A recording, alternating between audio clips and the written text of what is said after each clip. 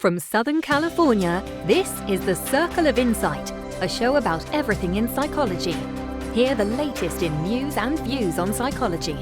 Our motto is simple: wherever there is psychology involved, we are there. And now, here's your host of The Circle of Insight, Carlos Vasquez. From wherever you are around the world, welcome and thank you for joining us. Today we continue our exploration of Forgotten Hollywood, Forgotten History. I have both books here. First, in the JPEG version, you can actually see the books in bigger covers. We also have them here at studio. Forgotten Hollywood, Forgotten History, Son of Forgotten Hollywood, Forgotten History. Both books by Manny Pacheco, who is actually in studio. And before we get to Manny, let's learn a little bit about him. Manny Pacheco's extensive career in radio and television has spanned over 3 decades in Southern California. He hosted the Emmy-nominated In Studio, has written numerous articles on performing, and currently works in commercial acting, voiceover, and radio broadcasting. Welcome to the Circle, Manny. Well, thank you for having me back. I appreciate it. God, it was a journey down to memory lane in part 1. That was so much fun. We talked about Basil Rathbone. We talked about Claude Rains, Lionel Barrymore. You don't want to miss a story on Lionel Barrymore because there is something connected to part 3. It's really an amazing story about how much impact Hollywood has. So we're going to continue on with more. I'm really excited. More actors. But I have a private list, and I'm going to clear this list out once and for all here. There are 2 people left, Peter Lorre and Boris Karloff. Let's start off with Peter Lorre. Well, I brought a picture, actually. Peter Lorre worked in 7 or 8 movies with Mr. Sidney Greenstreet. They're the original odd couple as far as I'm concerned. They first appeared in The Maltese Falcon, and then, of course, they appeared in Casablanca, even though they didn't appear together. And the idea was that they had such great screen chemistry that Jack Warner decided to pair them in movies about the duplicitous nature of war and the idea of fighting crime. And at the same time that they were making movies, FDR was also fighting a real war, obviously the Pacific and Atlantic campaigns against Nazism and, of course, fascism. And he put together the best and the brightest scientists and military personnel to put together what we call a top secret operation we now know as the Manhattan Project. And they would work 16 hours a day with their families in tow at bases across the United States. Their 7th day was their free day, their day off with their family. They would spend picnics on Saturdays. And then in the evenings, the scientists and these military personnel would watch a free movie donated by the Patriotic Movie Studios, including movies made by Sidney Greenstreet and Peter Lorre. And what ended up happening is one of the scientists became a big fan of Dashiell Hammett, the writer. And the first bomb that they tested in New Mexico, he nicknamed the Thin Man. The bombs that were dropped in Hiroshima... Who was in the Thin Man again? It was Myrna Loy? And William Powell. William Powell, perfect. I love that one too. It's a great film. But Dashiell Hammett also wrote The Maltese Falcon. And big fan of Peter Lorre and Sidney Greenstreet, so this scientist nicknamed the bombs that were dropped in Hiroshima and Nagasaki Little Boy and the Fat Man.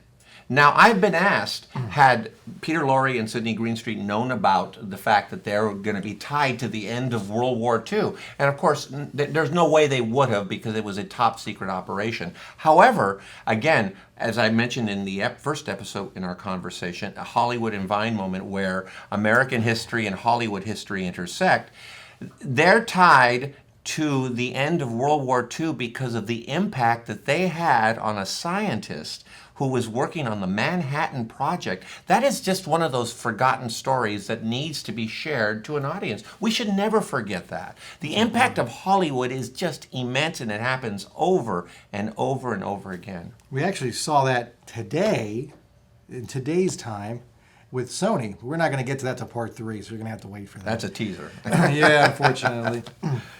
Any comments at all about Peter Lorre? I'm a big fan of his Mr. Moto series.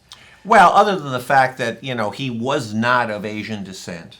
Obviously, we did have problems with that, and Hollywood did make some mistakes. I'm not trying to paint Hollywood with this golden swath of positive, because many times their historical facts were wrong, and many times they would do something like that where they put a Hungarian to play an Asian gentleman. Charlie Chan. Boris Karloff. Oh, Boris Karloff. He was also Mr. Moto, but also Charlie Chan, Sidney Toler, and Warner Olin. They were not Asian. Dolores Del Rio, to her credit as a Hispanic, refused to be in the movie Viva Villa because Wallace Beery was not Latino. Really? So sometimes the actors stood tall and said, look, you get it right or I won't participate. But many times these actors had to participate because it was part of their contract. And unfortunately for Peter Lorre, he had just moved from Hungary, was trying to get away from the problems of the Nazi regimes in his beloved Hungary. And he was willing to work in English-speaking films, and he was discovered actually for English-speaking films by Alfred Hitchcock. And but he was willing to play a Mr. Moto, and that's not necessarily a good thing, but we still remember him with a very wonderful performance. Now, was he passed away young, didn't he? He died in 1964. I think he was 58 years old, yeah. Oh, that's too bad. That's terrible. Did he have any martial arts experience at all? Not that I know of, no. I don't know any information. I just saw that he kept doing the tumbles and the judo moves, and Mr. Moto's popping in my head. Might have been a stuntman. I'll have to do a book on that someday. All right. Well, you mentioned the second guy I wanted to give some information about. A lot of you know him already. Boris Karloff. Boris Karloff was a very serious actor. Wanted to star in movies that had nothing to do with crime and definitely nothing to do with monsters. But he was a professional, and when he was called upon to play Frankenstein or any kind of ghoul that he was put in, he would do so with gusto. But off camera, he fought his entire life to do serious films. In much the same way that Errol Flynn did not want to be in swashbucklers in every movie he made. He wanted to play in serious movies because they knew that when people like Spencer Tracy and Clark Gable and Humphrey Bogart, when they fought, and they made serious movies, there was an Oscar waiting on their mantle. That wasn't going to happen for Boris Karloff or Errol Flynn because they were typecast into these roles. And on top of that, in real life, Boris Karloff was a very gentle soul. He was a horticulturalist. He loved flowers. He loved horticulturist. Yeah, he actually loved, as a pastime, he could tell you every kind of flower in his garden. I mean, he was a very gentle soul. Wow, not a perception I had of him. That's right. Fascinating. What was his favorite movie?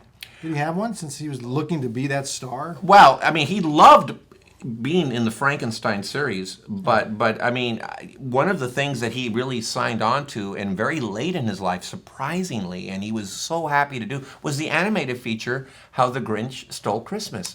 To be able to tell that story to children and really get his name out to a whole new generation of audience that might not know who Boris Karloff was, that was one of the great joys later in his life.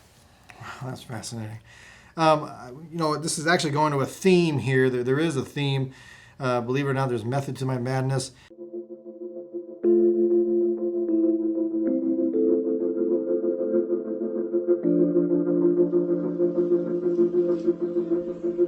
Hi, welcome to Adelante.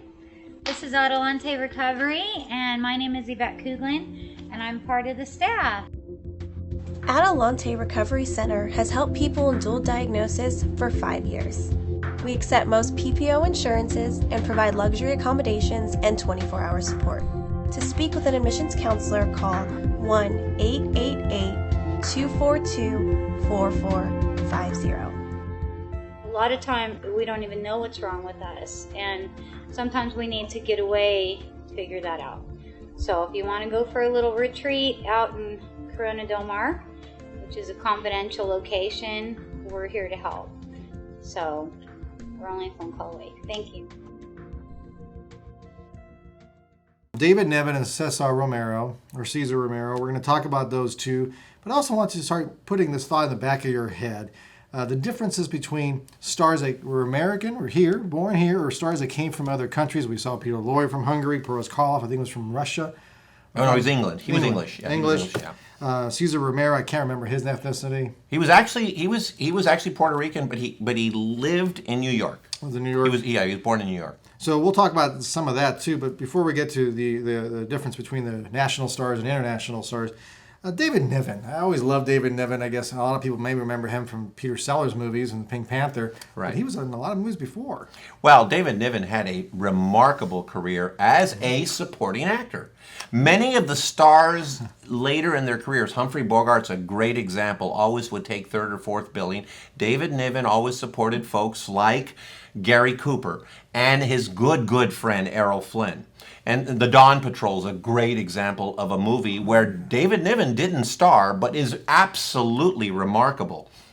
He kind of cut his teeth as a supporting actor. And so later in life, when he was able to cultivate this personality that he basically honed and was so good in Around the World in 80 Days, and as you mentioned, the Pink Panther series, by then he was an acknowledged and a big star. But it takes that certain break. And if you don't get that break, you're going to be confined to being a supporting player or a character actor the rest of your career. And in David Niven's case, he got that break, and Michael Todd was looking for the perfect Phileas Fogg from Jules Verne's Around the World in 80 Days. And when he cast David Niven, it changed his career. And 2 years later, he won an Academy Award for Best Actor for the film Separate Tables, and he never appeared below the title of a movie again. Really? Yeah. Well deserved. He's a phenomenal Well-deserved. actor. Absolutely. He's British. British actor, yeah. All right, got one. Cesar Romero. Everybody knows him as I know him as the Joker. I can't say everybody. We know we just did a show on the psychology of Batman, so it automatically triggered something with Cesar. He was a great Joker. He was a man, again, who, like Lionel Barrymore, defied the idea that even though he was Latino, his parts were not going to mention his ethnicity. So, by and large, his entire career, from start to finish, you don't see him in those ethnic roles, save the idea that he played the Cisco Kid. But if you take that out of the equation, he was in The Thin Man. He was in The Thin Man. He was in The Thin Man. Very young Cesar Romero. He was also in Ocean's 11. He was kind of the bad guy opposite Frank Sinatra. Of course, he was in the Batman series. But Cesar Romero was another one of those great individuals. He's a World War II hero who fought in Saipan. Just like James Stewart, just like Clark Gable, just like all of these great actors who fought, and we will talk about that a little bit later. But the idea that Cesar Romero fought the good fight, and he was actually injured, got the Purple Heart, and because of the Great Depression, he supported his family for his entire career. I mean, his mother, his father, his sisters, his brothers, with all of the earnings he made in movies. He's quite a remarkable individual, and that's what he should be remembered for. Look, it's easy to say that he's a great Latino actor, but as a Latino writer, I don't want to be known as a Latino writer. I want to be known as a writer. Well, Cesar Romero wanted to be known as an actor. Not a Latino actor, but an actor. And he really worked hard at trying to just take on roles that he could do. And he was quite successful at that. Now, if it called upon the idea of him playing a Latino, he did it with professionalism, and that was not an issue. But whatever the role was, he always did with dignity and professionalism, and he should always be remembered for that. He sounds like a very classy man. Very class actor. Well, I have another question. I got to sneak it in here, but I don't want to lose time on the big question, which is how did Hollywood win World War II? So if you can maybe touch upon it briefly. If we run out of time, I guess we can overlap it to part 3. TV stars, movie stars. Today's world, actually might be changing again, I don't know. And in the last 30 or 40 years, you went from TV to movies, you made it to the big time. Now, it's kind of a blurry line. Right. But in the 40s, and the 30s, and the 50s, was there a blurry line? Actually, the 50s when the TVs actually came out. Television was looked on as that little medium. Actors did not want to perform. However, television was a great experimental process that was used by directors and writers it was kind of like a little mini live stage play. And people like Elia Kazan and Lee Strasberg would employ wonderful young up-and-coming talent who didn't know the difference between films and television, and they cut their teeth in television. Folks like Rod Steiger and Robert Redford. I mean, Lee J. Cobb. These were actors that were willing to take on small roles in television and establish their careers in television.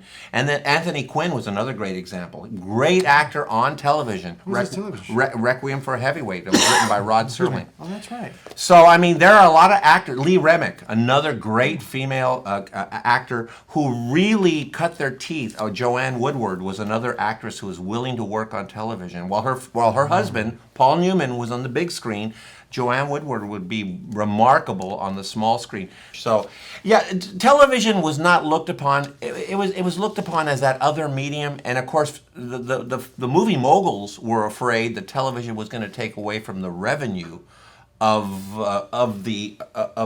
people going to the theaters. Sure. And of course, that didn't happen. Movies became bigger.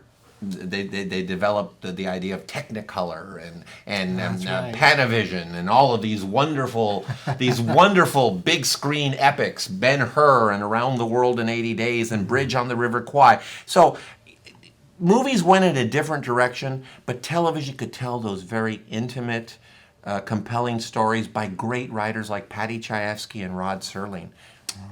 It's funny because I know one of my favorite shows is Gunsmoke.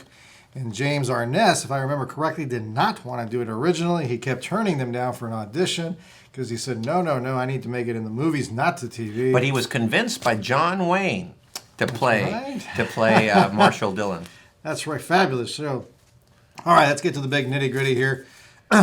Is how did Hollywood win World War II? Well, basically, Hollywood, I wouldn't say that they won World War II, but they contributed to the war effort. They did it with the Hollywood Canteen that Betty Davis and John Garfield started for the soldiers. They obviously campaigned for war bonds. One of the early victims, Carole Lombard, died as she was trying to raise money for war bonds. Marlena Dietrich, who actually was an immigrant from Germany, would actually, in her native tongue, send messages to free the German people. Charlie Chaplin, to his credit, saw the problems with the Germans and the Jews and the Great Dictator.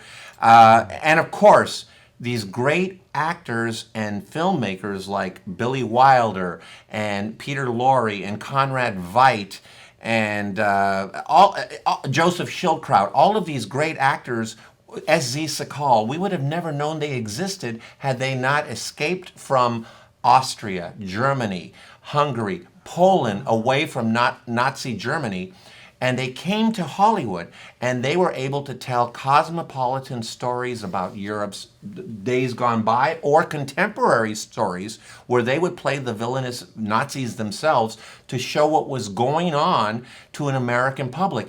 It really resonated with the public psychologically and socially, and we were able to raise a lot of money through the war bond effort, and we were really able to really assist obviously Winston Churchill and all of the Allies, and it was because of Hollywood, and of course the filmmakers themselves, Frank Capra and John Ford and Howard Hawks, and they were making documentaries, and they were along the lines, right on the front lines where the bullets were flying by, documenting the war effort to folks back home. Really? So Hollywood had a lot to do with promoting the psychological propaganda that was necessary for us to beat Hitler, Tojo on both fronts. And they were very successful at that. That's fabulous. Wow. Unbelievable stuff. I know you're all salivating. Where can I get Manny's books? I have mine, but where do you get yours? Manny, where do we go? Forgotten Hollywood, Forgotten History, and Son of Forgotten Hollywood, Forgotten History. Of course, you can go to my website at forgottenhollywood.com. Available on Amazon, Barnes & Noble. You can actually get them at great places like Walmart. Great movies, stories for the holidays told in a Ken Burns style. I think that anybody who has a father, mother, grandparent, uncle, neighbor, or boss, they would love to read these wonderful stories that I think are part of Hollywood's golden age and are part of Forgotten Hollywood. Thank you so much again, Manny. Thank you very much. Now, trust me when I say this, we only touched the tip of the iceberg in these books. You definitely want to get them. Forgotten Hollywood, Forgotten History. Thank you for joining us. Part 3 you don't want to miss. We're going to talk a little bit about contemporary Hollywood and the past Hollywood, the Sony situation with North Korea, Have we ever shut down a movie before? We're going to find out if Old Blue Eyes actually did shut down a movie, if you can get that little hint. Remember, our motto is simple. Don't cough when you're trying to give your motto. Wherever there's psychology involved, even in Hollywood, we are there. See you next time, everyone. And now we have a special feature at the end of our shows, a singer or talent of the month. This month in March, we have Becca Jade. And on this show, listen to Cuts Like a Winter.